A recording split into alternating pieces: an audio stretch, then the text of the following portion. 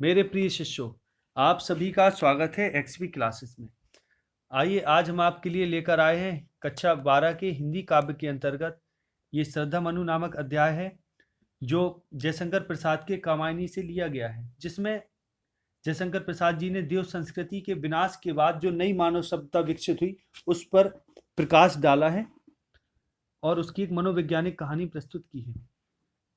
यह विकास श्रद्धा और मनु के योग से ही संभव हुआ। तो उनके प्रथम दर्शन और उनके परस्पर आकर्षण को इन्होंने बहुत सुंदर ढंग से वर्णन किया है और इसमें श्रद्धा मनु को अपना संदेश जीवन मानव जीवन का एक नया संदेश दे रही है। तो देखते हैं इसमें कविता में है क्या।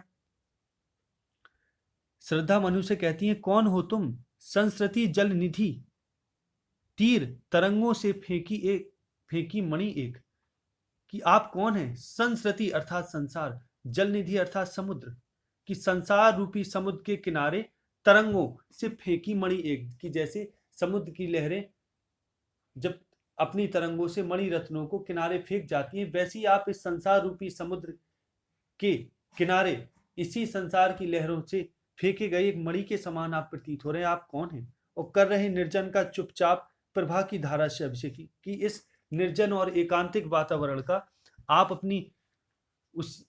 अपनी प्रभा यानी अपनी आभा से इसका अभिषेक, इसको सुशोभित कर रहे हैं। आप कौन हैं? और ठीक उसी प्रकार से शोभित कर रहे हैं जिस प्रकार से सागर तट पर पड़ी हुई मणि उसके निर्जन तट को आलोकित करती है। मधुर विश्रांत और एकांत जगत का सुलझा हुआ रहस्य। कि आप बड़े मधुर विश्रांत थके हुए और एकांत प्रतीत हो रहे और जगत का सुलझा हुआ रहस्य। इस एकांतिक माहौल में आप इस जगत का सुलझा हुआ रहस्य प्रतीत हो रहे। एक करुणामय सुंदर मौन, और कहती हैं कि जो आपका मुख है वो सुंदर और मौन रूप, जो आपका मुख एक करुणामय सुंदर मौन और चंचल मन का आलस्य। कि आपका जो मुख है वो बड़ा सुंदर और मौन प्रतीत हो रहा है और जिसमें एक करुणा है, और आपके मुखमंडल पर चंचल मन का आलस्य विराजमान है। सुना यह मधु ने मधु गुंजार, मधु करी का सा जब सानंद, किए मुख नीचा कमल समान, प्रथम कवि का ज्यों सुंदर छंद। कि जब मनु ने उस निराशा के माहौल निर्जन प्रांत में श्रद्धा को मधुर स्वर जो उन्हें भौरों की मधुर गुनगुन के समान प्रतीत हो रहा था, जब मनु ने सुना, मधु गुंजार अर्थात वो मीठा गुंजार, वो गुनगुन, मधुकरी अर्थात भ्रमरी के समान जो आनंद दे रहा था उनको, सानंद आनंद से भरा हुआ जब उन्होंने स्वर सुना, और किए मुख नीचा कमल समान, कि जो अपना मुख कमल के समान अर्थात एक सुंदर कमल, जैसे कोई खिला हुआ कमल नीचे झुक गया हो, वैसे वो अपना मुख नीचे की हुई थी। अर्थात अपना ये मुख नीचे इसलिए की हुई थी कि प्रथम बार किसी अजनबी पुरुष से मिल रही। प्रथम कवि का जो सुंदर छंद, और उनके बोल तो ऐसे प्रतीत हो रहे थे मनु को जैसे कवि का कोई सुंदर छंद हो, ऐसे प्रतीत, यानी कवि की सुंदर कविता के समान श्रुति मधुर और आनंद देने वाले शब्द प्रतीत, उनके जो बोलने कर रहे थे वो ऐसे शब्द प्रतीत हो रहे थे। एक झटका सा लगा सहर्ष, निरखने लगे लुटे से, कौन गा रहा यह सुंदर संगीत, कौतूहल रह न सका फिर मौन। एक झटका सा लगा सहर्ष, कि अचानक जब मनु के सामने श्रद्धा, अभूतपूर्व सुंदरी श्रद्धा जब प्रकट हुई तो उन्हें एक झटका सा लगा उनके सौंदर्य को देखकर, और निरखने लगे लुटे से अर्थात उनके आकर्षक रूप को देखकर वो ऐसे उनको देखने लगे कि जैसे लुट गए हों, सब कुछ लुटा दिया हो उनके रूप पर ही उन्होंने। और कौन गा रहा है यह सुंदर संगीत, और सुदबुद होकर कहने लगी कि ये सुंदर संगीत रूपी वाणी में कौन बोल रहा है, कौन गा रहा है। कौतूहल रह न सका फिर मौन, कि उनकी उस प्रेम भरी माधुर्यपूर्ण वाणी को जो एक भ्रमरी के समान गुनगुन मतलब भ्रमरी का एक गीत सा प्रतीत हो रहा था, उनकी वाणी को जब उन्होंने सुना तो फिर उनका कौतूहल, उनकी जिज्ञासा फिर मौन न रह सकी, अर्थात वे मौन न रह सकी और उसके बारे में जानने के लिए उनके मन में जिज्ञासा उत्पन्न हो गई। बोलते हैं आगे, और देखा वह सुंदर दृश्य, नयन का इंद्रजाल अभिराम, कुसुम वैभव वैभव में लता समान, चंद्रिका से लिपटा घनश्याम। और जब उन्होंने वो सुंदर दृश्य अर्थात उसके जब सुंदर रूप को देखा, और नयन का इंद्रजाल अर्थात जादू, नैनों का जादू, अभिराम सुंदर वो नैनों का जादू देखा, यानी जब अपने नैनों से वो ऐसे उसका रूप लग रहा है जैसे कोई जादू हो रहा हो, यह दृश्य उनके नैनों को जादू के समान प्रतीत हुआ, आकर्षक लगा उन्हें। और कुसुम वैभव में लता समान, और ऐसे उनको वो प्रतीत हुई जैसे कुसुम अर्थात फूल, वैभव मतलब वैभव में लता समान, कि जैसे फूलों से लदी हुई, कुसुम वैभव अर्थात फूलों फूलों से लदी हुई सौंदर्यमयी लता हो, ऐसे प्रतीत हुई। और चंद्रिका से लिपटा घनश्याम, जैसे चांदनी से लिपटा हुआ घनश्याम अर्थात बादल, बादल का कोई टुकड़ा, ऐसे प्रतीत हो रही थी वो। हृदय की अनुकृति बाह उदार, हृदय की अनुकृति बाह उदार, एक लंबी काया उन्मुक्त, मधु पवन क्रीड़ित ज्यों शिशुशाल, सुशोभित हो सौरभ संयुक्त। कि हृदय की अनुकृति अर्थात आकार, बाह उदार, बाहरी रूप जो है वो उदार, कि उनकी जो देह यष्टि थी, जो शरीर की आकृति थी, यानी जो हृदय से वो बड़ी उदार और विस्तृत प्रतीत हो रही थी, अर्थात विस्तृत और उदार हृदय उनका एक प्रतीत हो रहा था, यानी बाहरी रूप से दिखने पर बड़े विस्तृत और उदार हृदय वाली, बाह उदार, बहुत उदार प्रतीत हो रही थी। एक लंबी काया, उनका जो शरीर था लंबा था, विशाल था, उन्मुक्त और जो स्वच्छंद थी।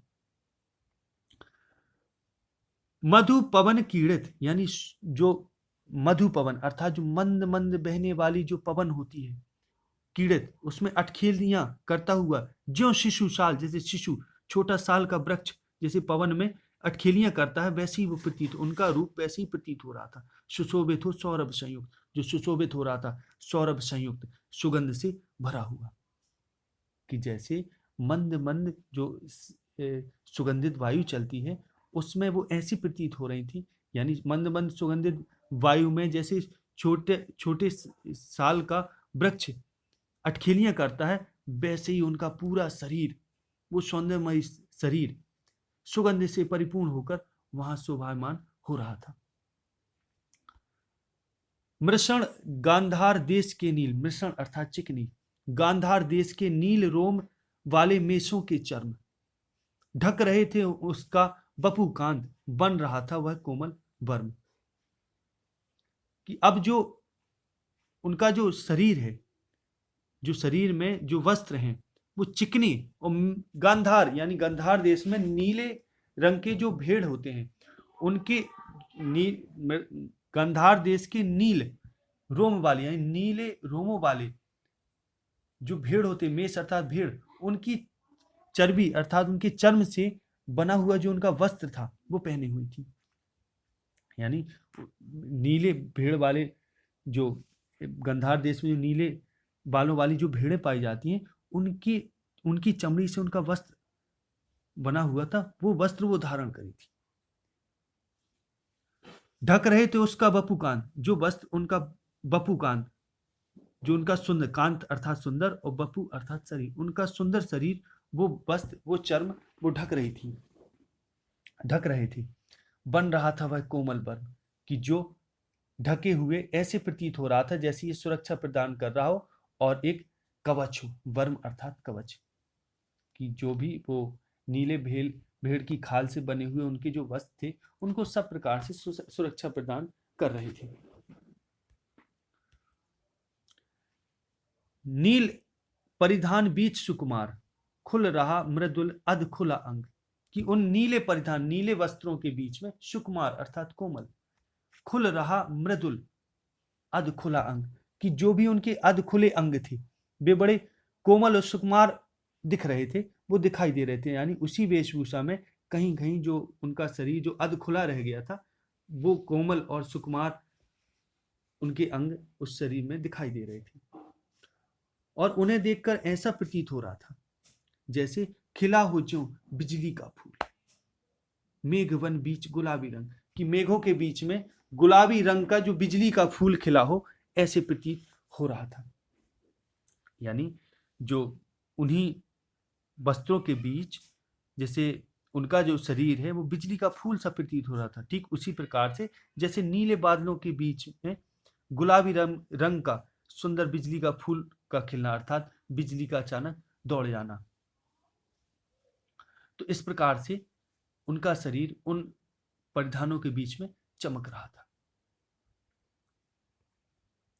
आह, वह मुख पश्चिम के व्योम बीच जब घिरते हो घनश्याम, अरुण रवि मंडल उनको भेद दिखाई देता हो छवि धाम। आह, वह मुख, और उनका जो मुख था पश्चिम के व्योम, अर्थात जो पश्चिम यानी पश्चिम की दिशा में जो आकाश होता है, पश्चिम के व्योम बीच जब घिरते हो घनश्याम, कि जब बादल घिरते हैं पश्चिम में सांझ के समय, अरुण रवि मंडल उनको भेद, कि अरुण लाल लाल जो रवि मंडल यानी सूर्य की जो किरणें होती जब उनको भेदती हैं तो दिखाई देता हो छविधाम। तो जैसा वो प्रतीत होता है वैसे ही उनका मुखमंडल जो सांझ के समय जब सूर्य की किरणें, लाल लाल सूर्य की किरणें बादलों पर पड़ती हैं, तो बादल जिस आकृति के, जिस हल्के लाल रंग के दिखते हैं, वैसे ही उनका छवि धाम, उनका सौंदर्य, उनका मुख प्रतीत हो रहा था।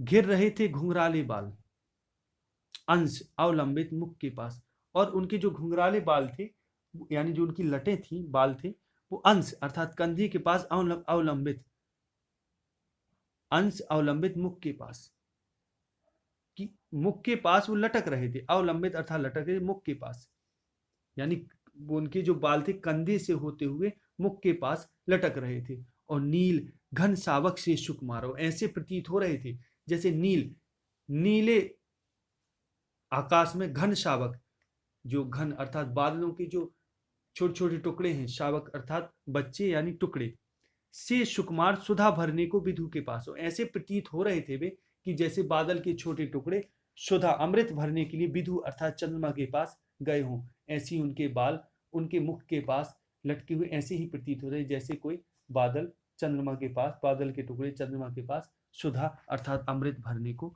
गए हों। और उस पर वह मुस्कान रक्त किसलय पर ले विश्राम, अरुण की एक किरण अम्लान अधिक अलसाई हो अविराम। और जो उनके मुख पर जो मुस्कान है,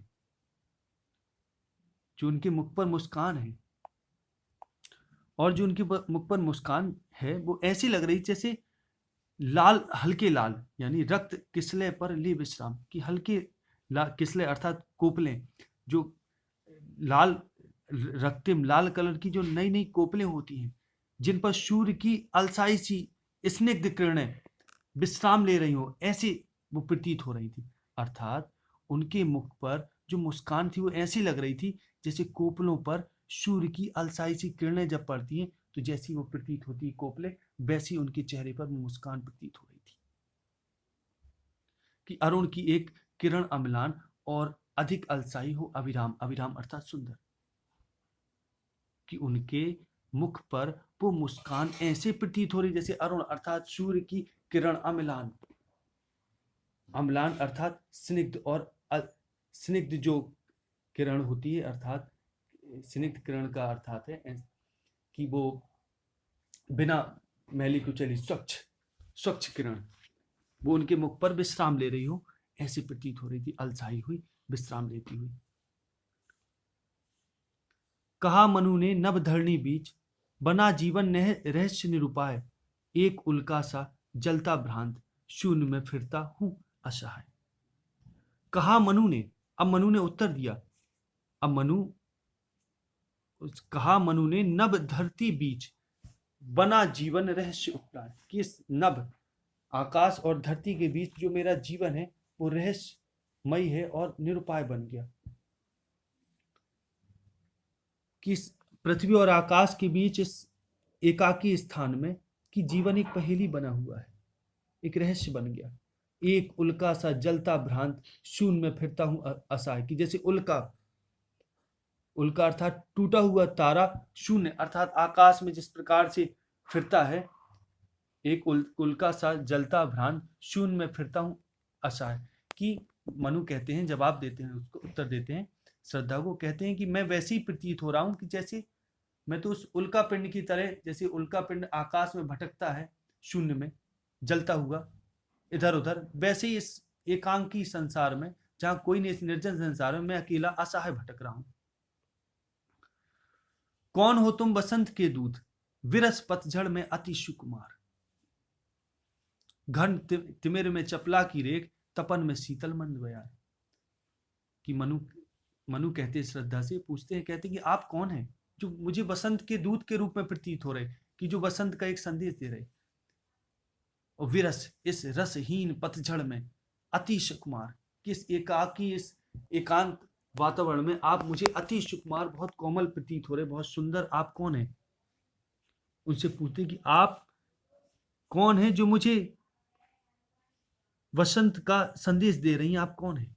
और घन तिमिर यानी घन तिमिर में चपला की, जैसे घनघोर अंधेर, तिमिर अर्थात अंधेरे में, चपला अर्थात बिजली की कोई रेखा कौन जाती है, वैसे ही आप मुझे प्रतीत हो रही हैं कि आप कौन हैं।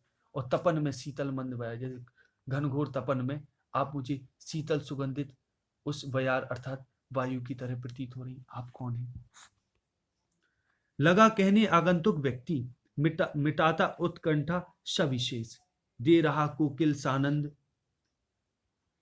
सुमन को जो मधुमय संदेश।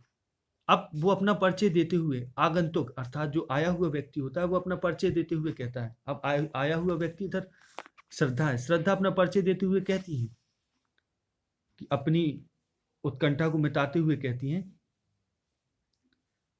और इस प्रकार से कहती हैं, जैसे दे रहा हो कोकिल सानंद, की कोई कोयल आनंद में डूबा हुआ, अर्थात कोकिल सानंद आनंद सहित, सुमन अर्थात फूलों को, जो मधुमय संगीत, फूलों को वसंत का संदेश दे रहा हो। तो जब वो ऐसे बोलती हैं तो ऐसे लगता है जैसे फूलों को कोयल आनंद में भरकर बोलती हुई बड़े मीठे स्वर में बसंत के आगमन का फूलों को संदेश कोई दे रही हो। तो ऐसे वो बोलती हैं। तो इस प्रकार से वो जवाब देने का प्रयास करती हैं।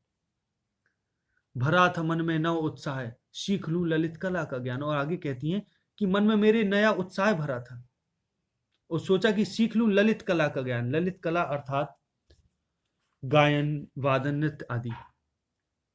इधर रही गंधर्वों के देश, पिता की हूं प्यारी संतान। कि वो कहती है कि मन में ये उत्साह जगा, नया उत्साह जागा, कि कुछ ललित कला का ज्ञान सीख लूं, और यही मैं गंधर्वों के देश में निवास करती हूँ, और अपने पिता की एकमात्र प्यारी संतान हूं। दृष्टि जब जाती हिमगिरी और, प्रश्न करता मन अधिक अधीर। कि आगे कहती है कि जब दृष्टि, मेरी नजर इस हिमगिरी, इस हिमालय पर्वत की ओर गई, तो मन में तमाम प्रश्न उठे, कि प्रश्न करता मन अधिक अधीर। तो मन व्याकुल होकर तमाम प्रश्न करने लगा। धरा की यह सिकुड़न भयभीत, और जो ये धरती पर ये सिकुड़न, पृथ्वी की जो सिकुड़न, ये मुझे भयभीत, धरा की यह सिकुड़न भयभीत आह कैसी है।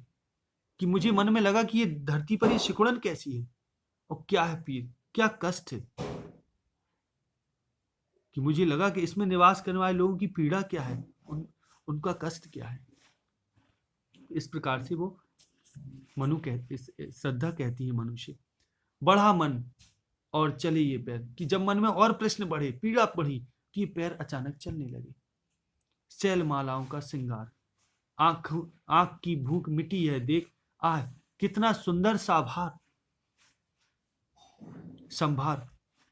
कि जब मन भर आया और मुझे मेरे प्रश्न सहन नहीं हुए, तो अचानक मेरे ये पैर शैल मालाओं का श्रृंगार अर्थात इन पर्वतों का श्रृंगार देखने के लिए चल पड़े। आंख की भूख मिटी, और इस प्रकार से यह सुंदर दृश्य देखकर मेरी आंखों की भूख मिट गई।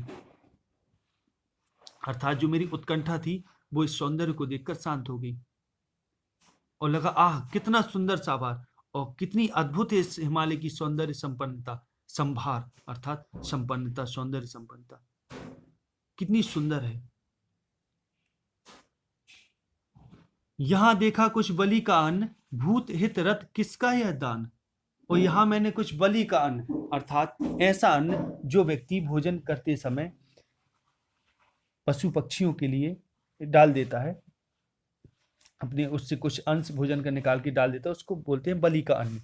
कि जब मैं, श्रद्धा कहती है कि जब मैंने यहाँ बलि का अन्न देखा जो भूत हित रथ अर्थात भूत यानी प्राणियों के कल्याण के लिए, हित अर्थात कल्याण के लिए रथ पड़ा हुआ था, तो मैंने सोचा निश्चित ही यहाँ कोई जीवित है, शायद ये उसका ही यह दान है। किसका यह दान? तो मेरे मन में उत्कंठा हुई कि यहाँ कोई अभी शायद जीवित है कि जिसने ये दान पूर्वक ये यहाँ फेंका हुआ है।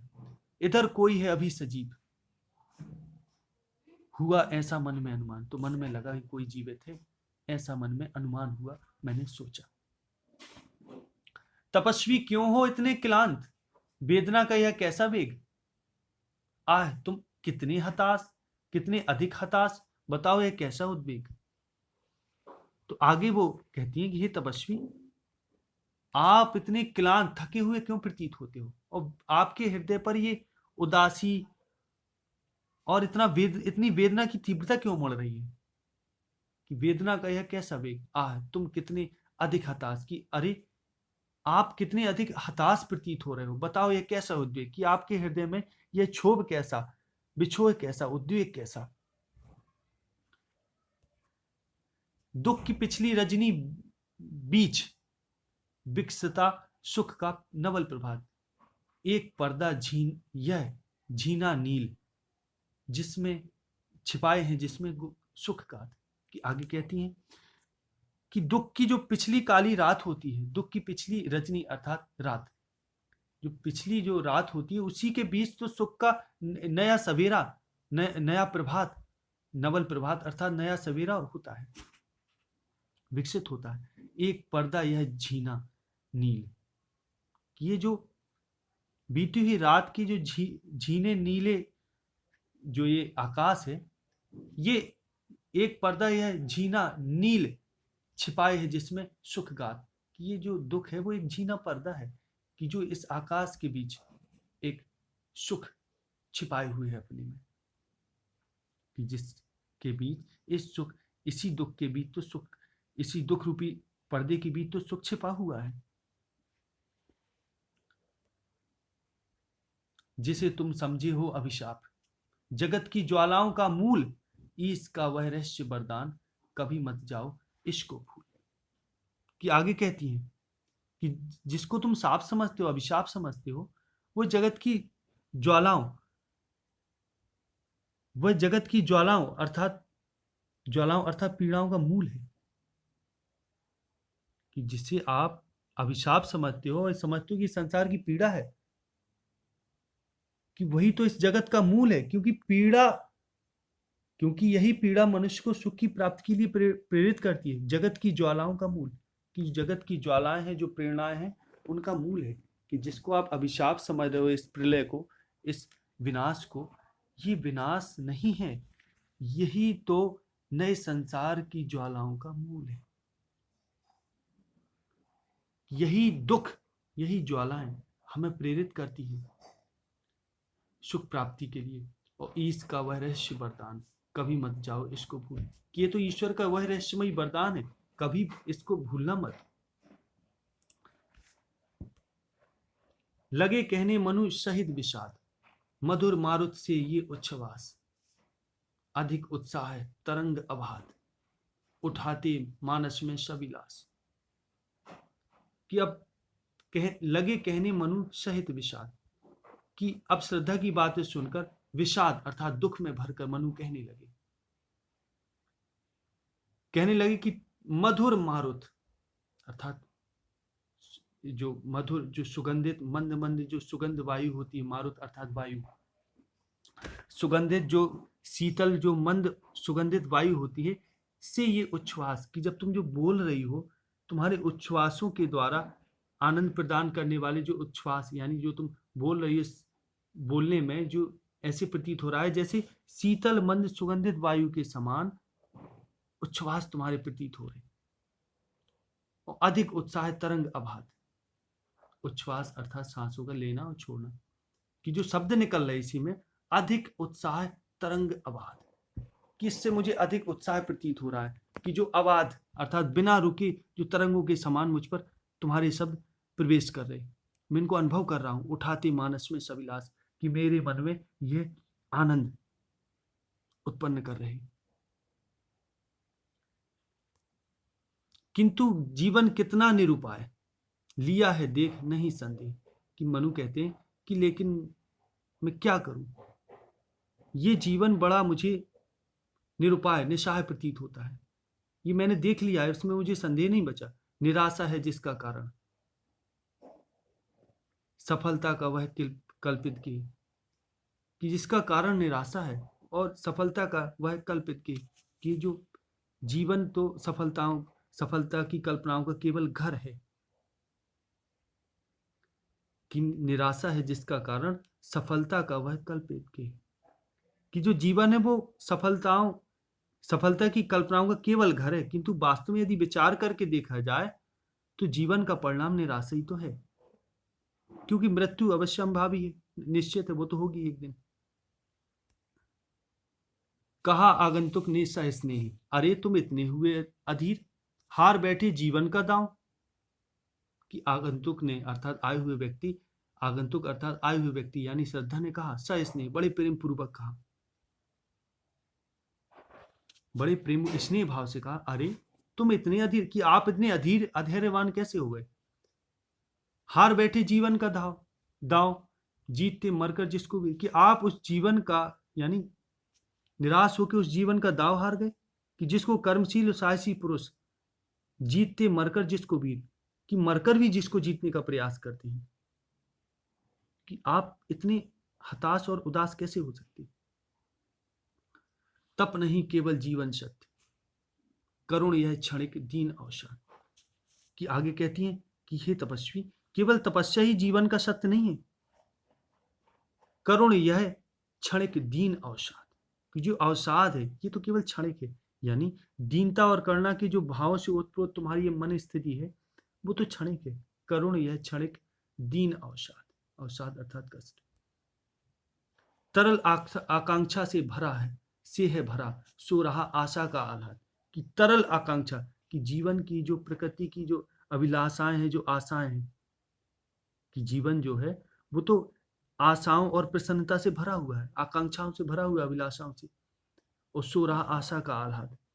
कि तुम अपनी आशाओं इच्छाओं को जगाओ, कि जो सो रही हैं, कि सो रहा आशा का आह्लाद, आह्लाद अर्थात आनंद, कि जिस जीवन में इच्छाएं भरी पड़ी हैं और जहां आनंद सो रहा है, उन आशाओं का आनंद उसको तुम जगाओ। प्रकृति के यौवन का श्रृंगार करेंगे कभी न वासी फूल। कि प्रकृति कभी भी अपने यौवन का श्रृंगार बासी फूलों से नहीं करती, अर्थात प्रकृति में प्राकृतिक छटा कभी बासी फूलों से नहीं आती, मुरझाए हुए फूलों से नहीं आती। मिलेंगे वे जाकर अति शीघ्र, कि ऐसे फूलों का तो जो परिणाम है वो तो धूल में मिल जाना ही है, आह उत्सुक है उनकी धूल। कि मिलेंगे वे जाकर अति शीघ्र, आह उत्सुक है उनकी धूल। कि वे जो बासी फूल हैं वे तो अंत में धूल में ही मिलना है, तो बासी फूलों से कभी थोड़ा प्राकृतिक छटा यानी प्रकृति अपना श्रृंगार कर सकती है। एक तुम यह विस्तृत भूखंड, प्रकृति वैभव से भरा अमंद। एक अकेले तुम हो इस विस्तृत भूखंड में, यानी इस पूरे संसार में एक अकेले मात्र तुम हो, प्रकृति वैभव से भरा अमंद। जो प्रकृति यानी विभिन्न प्राकृतिक संपदाओं से यह विशाल पृथ्वी भरी पड़ी है, अमंद अर्थात तेज परिश्रमी। तुम एक अकेले इस विस्तृत भूखंड, इस संपूर्ण प्रकृति पर तुम ही तो हो, जो प्रकृति वैभव से भरा अमंद, जो इस प्रकृति के वैभव से भरी, यानी ये संपूर्ण प्रकृति जो है वो संपूर्णता से वैभव से भरी हुई है, और इसको तुम उपभोग कर सकते हो। कर्म का भोग, भोग का कर्म, यही जड़ का चेतन आनंद। कि पहले जो कर्म है, यानी जो पूर्व संचित कर्म है, उनका भोग, और फिर भोग का कर्म, यही जड़ का चेतन आनंद, यानी जो जड़ वृक्ष भी चेतन मनुष्य की भांति बिना किसी स्वार्थ के फलते फूलते हुए आनंद का अनुभव करते हैं, यही तो जड़ का चेतन आनंद है। कि इसमें वो कहती है कि तुम ही हो कि निराशा का चादर ओढ़कर बैठे हो। देखो प्रकृति तो वैभव से भरी हुई है, ये तुम्हारे उपयोग के लिए हो। तुम अपने कर्म और कठोर परिश्रम के द्वारा संपूर्ण प्रकृति का उपभोग कर सकते हो।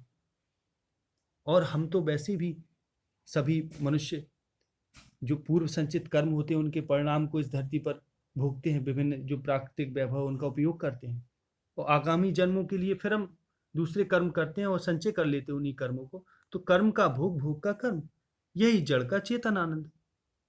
और प्रकृति भी यही सब कर रही है, यानी जो भी जड़ वस्तुएं भी हैं, वे भी बिना किसी स्वार्थ के फल फूल रही हैं, और यही तो उनका जड़ वस्तुओं का चेतन आनंद है। अकेले तुम कैसे असहाय यजन कर सकती तुच्छ विचार। कि आगे वो कहती हैं, अकेले तुम कैसे असहाय, कि तुम असहाय अकेले कैसे यजन कर सकते हो, अर्थात इस सृष्टि को पुनः कैसे प्रारंभ कर सकते हो। अगर तुम ऐसा सोचते हो तो यह तुम्हारा तुच्छ विचार है। तपस्वी, हे तपस्वी, आकर्षण से हीन कर सके नहीं आत्मविस्तार। कि अगर कोई आकर्षण से हीन है तो कभी वो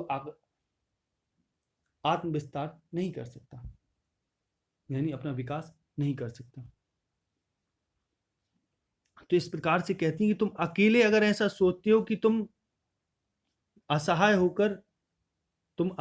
अकेले हो, और ऐसा अगर तुम सोचते हो कि मैं इस संसार में अकेले असहाय हूं, तो फिर तुम अकेले कैसे इतना बड़ा काम कर सकते, इस सृष्टि का पुनः विकास कैसे कर सकते। यह तो तुम्हारा तुच्छ विचार है।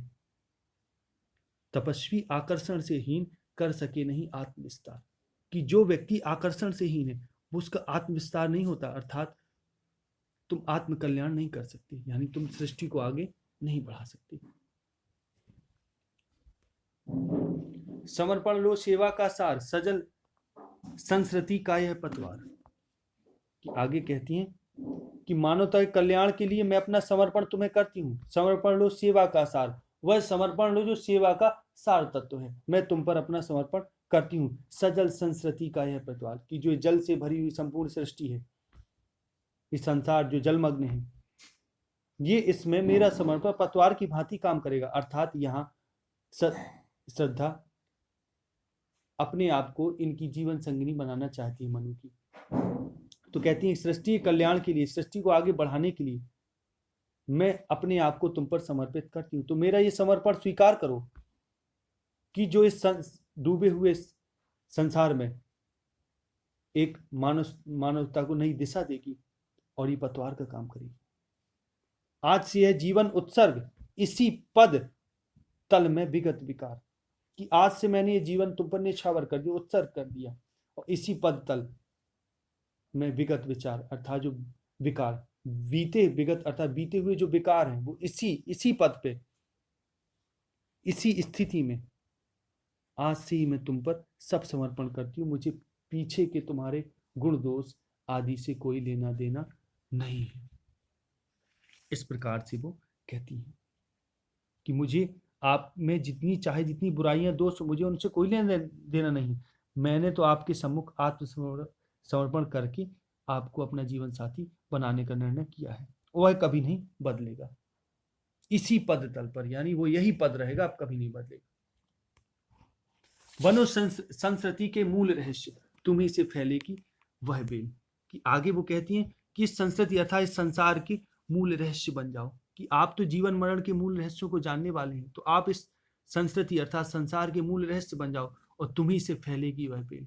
कि जो नई सृष्टि होनी है वो हम आपसे और मुझसे ही फैलेगी, अर्थात वो तुम ही से ही फैलेगी, वो तुमसे ही आगे बढ़नी है, जिसमें मेरा सहयोगी होना आवश्यक है। विश्व भर सौरभ से भर जाए, कि पूरा संसार सौरभ अर्थात सुगंध से भर जाए। कि मानव सृष्टि जब आगे बढ़े तो पूरा संसार सौरभ से भर जाए। सुमन के खेलो सुंदर खेल, कि वो सुमन अर्थात फूल, इधर फूल का अर्थात है मानव, कि वो नई मानव रचना, कि वो सुंदर खेल खेलो, यानी सुंदर नई नई संतानें उत्पन्न हो, कि जिससे पूरी सृष्टि सुगंध से भर जाए, मानवता की सुगंध से। अर्थात वो ये कह रहे हैं कि उनसे मनुष्य अपने में रमण करने का आह्वान कर रही है, कि ताकि नई संतानें उत्पन्न हो सके और पूरा संसार, विस्तृत संसार सुंदर फूलों से भर जाए, मानव रूपी सुंदर फूलों से। और यह क्या तुम सुनते नहीं विधाता का मंगल वरदान? और आगे कहती है कि आपने सृष्टि की रचना करने वाले उस विधाता का कल्याणकारी वरदान नहीं सुना, कि शक्तिशाली हो, विजयी बनो, कि हे मनुष्य तू शक्तिशाली हो, विजयी बन, कि शक्तिशाली बनकर विजय प्राप्त कर। विश्व में गूंज रहा जयगान, कि उसी का तो एक जयगान पूरे विश्व में ये विजय गान गूंज रहा है। डरो मत अरे अमृत संतान, कि हे अमृत संतान, हे अमर संतान, अर्थात विधाता की अमर संतान, डरो मत, अग्रसर है मंगलमय वृद्धि। ये कल्याणकारी जो सृष्टि है वो अग्रसर है, आगे बढ़ रही है। नवीन सृष्टि का विकास करने के लिए आप तैयार हो जाएं और डरे नहीं, क्योंकि कल्याणकारी जो मंगलमय जो वृद्धि है वो अग्रसर है, वो तो निरंतर आगे बढ़ रही। अर्थात आप वो ये कहने का प्रयास करिए श्रद्धा, कि आपका जो विकास है, जो भविष्य है, वो उज्जवल उज्जवल है, पूर्ण आकर्षण जीवन केंद्र। वो कहती है आपका जो जीवन केंद्र है वो आकर्षण से भरा हुआ है, खिंची आवेगी सगल समृद्धि, और जहां आकर्षण है वही समस्त समृद्धि अपने आप खिंचाएगी। विधाता की कल्याणी सृष्टि सफल हो इस भूतल पर पूर्ण, कि वो विधाता की कल्याणी सृष्टि यानी मनुष्य कल्याण करने वाली वो सृष्टि वो सफल हो इस भूतल, पूर्ण रूप से वो इस भूतल पर सफल हो जाए, इस धरती पर सफल हो जाए। पटे सागर बिखरे गृहपुंज, कि ये सागर पट जाए मानव संस्कृति से, और बिखरे गृहपुंज बिखर जाए, और ज्वालामुखी हो चूर्ण, की ज्वालामुखी चूर्ण हो जाए। सिद्धा कहती है कि तुम्हारे सार्थक प्रयास और परिश्रम से उफनते सागर पट जाएंगे, और ग्रह नक्षत्र तुम्हारे चारों ओर बिखर कर अपना वैभव लुटाएंगे, और महा विनाश करने वाले जो ज्वालामुखी है वे सदैव के लिए चूर्ण चूर्ण होकर शांत हो जाएंगे। अर्थात वो ये कहना चाह रही हैं कि एक दिन हम अपने कठोर परिश्रम से प्राकृतिक आपदाओं पर अवश्य विजय प्राप्त कर लेंगे। उन्हें चिंगारी सदृश सदर्भ कुचलती रहे सड़ी खड़ी सानंद, मानव आज से मानवता की कीर्ति अनिल भू जल में रहे न बंद। उन्हें चिंगारी सदृश अर्थात चिंगारी के साथ सदर गर्भ से भरी हुई, कुचलती रहे खड़ी सानंद आनंद में मस्त ये मानव जाति इन मुसीबतों को, जो ये आपदा है, इनको चिंगारी की भांति पैर से कुचल दी, नष्ट कर दी।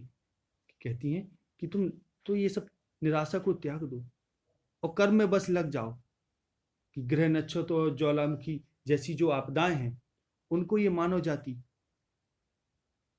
इन पर विजय प्राप्त कर लेगी, और बड़े गर्व से विजय प्राप्त करके बड़े गर्व से आनंद में भरी हुई प्रतीत होगी, कि इसकी कीर्ति आज से मानवता की कीर्ति जो है वो अनिल अर्थात वायु, पृथ्वी भू अर्थात पृथ्वी और जल में बंद नहीं रहेगी, अर्थात मानव सर्वत्र गति करेगा, सर्वत्र उसकी कीर्ति होगी, यश होगा। जलधि के फूटे कितने उत्स, दीप कच्छप डूबे डूबे उतराएं, किंतु वह खड़ी रहे दृढ़ मूर्ति, अभ्युदय का कर रही उपाय। कि आगे कहती हैं कि प्रलय काल के समय को तो आपने देखा ही है, उसमें पृथ्वी सहित संपूर्ण सृष्टि निगल जाने के लिए समुद्र के कितने उत्स अर्थात स्रोत फूट गए थे, जिसमें दीप और कच्छप वगैरह सब डूब गए थे, उतराने लगे थे। किंतु जो अब नवीन उत्थान है, जो नया जो सृष्टि हो रही है, जो मानवता है, यानी हमारे सहयोग से जो सृष्टि होगी, वो इस महाप्रलय पर ही विजय प्राप्त करके दृढ़ मूर्ति की भांति खड़ी रहेगी और अभ्युदय का कर रही उपाय। कि यही तो अब हम नए उसका यानी उसको अभ्युदय, उसको उसके उत्थान का उपाय कर रहे हैं कि करे उपाय। यही मानवता नए नए अभ्युदय यानी नव निर्माण यानी नए विकास का उपाय करेगी। तो इस प्रकार से हम बस परिश्रम करें कि ताकि नवीन उत्थान का प्रयास हो सके, कि मानवता आज भी दृढ़ मूर्ति के समान खड़ी हुई है और अपने नवीन उत्थान का प्रयास कर रही है। शक्ति के विद्युत कण जो व्यस्त विकल बिखरे हैं हो निरुपाय, कि अगर शक्ति के जो विद्युत कण होते हैं व्यस्त, अस्त व्यस्त और विकल बिखरे, अगर एक तरफ बिखरे हो तो वे निरुपाय रहते हैं, यानी किसी काम की नहीं रहती। कि सृष्टि की जो रचना है वो शक्तिशाली कणों से हुई है, और जब ये विद्युत कण अलग अलग अगर रहें तो ये शक्ति ही नहीं रहेंगी, इनसे कोई निर्माण ना हो सके, निरुपाय ही रहेंगी।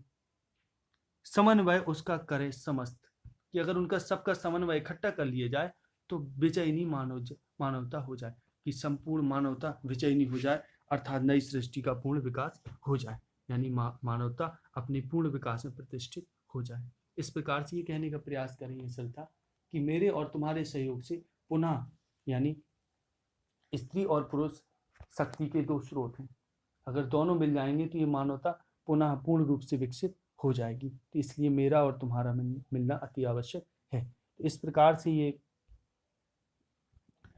अध्याय समाप्त होता है। आशा है आपको ये वीडियो बहुत पसंद आया होगा, तो इसको लाइक करें और अधिक से अधिक कमेंट करें और हमारे चैनल को सब्सक्राइब जरूर करें। आप हमसे व्हाट्सएप, फेसबुक और ट्विटर और इंस्टाग्राम पर भी जुड़ सकते हैं, इसकी लिंक हमने डिस्क्रिप्शन में दे दी है। आगे नेक्स्ट वीडियो में मिलेंगे, तब तक के लिए नमस्कार, जय हिंद, जय भारत, वंदे मातरम।